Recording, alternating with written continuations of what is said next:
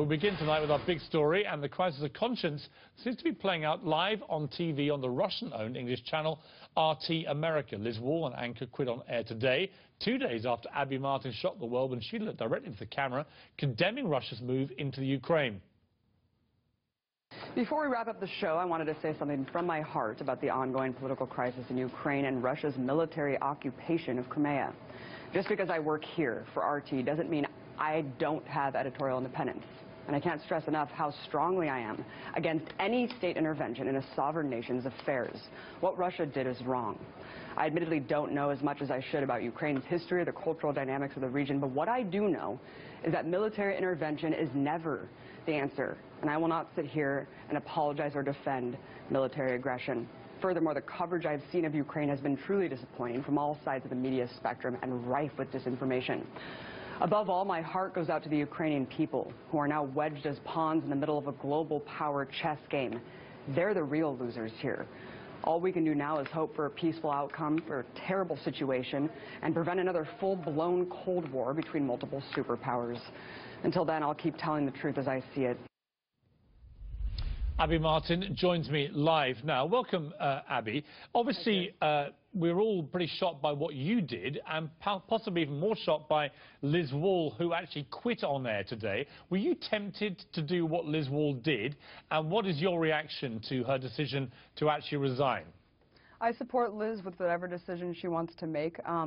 But for me, I knew going into that I could put my job on the line, considering how the corporate media has fired multiple anchors for simply speaking out against the Iraq war. So I did know that, going against the editorial line of my network, I could put my job on the line. And fortunately, that hasn't happened yet. What kind of pressure have you come under internally, if any, from management to perhaps rein back your position or to take other kind of action? Or have they warned you about your conduct?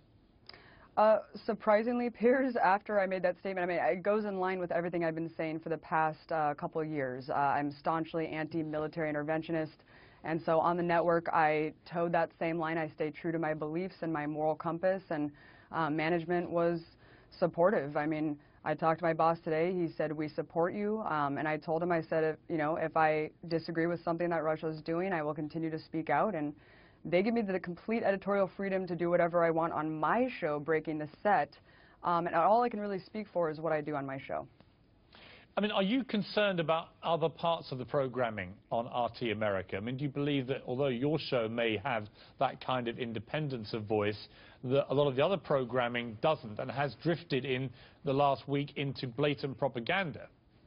Piers, no different than every other corporate media station. We're talking about 6 corporations that control 90% of what Americans see, hear, and read. The lead up to the Iraq war, parroting exactly what the establishment said.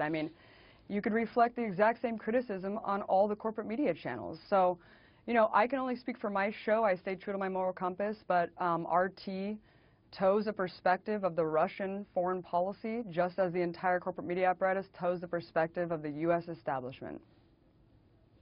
What is your specific criticism about the way RT America has covered this crisis?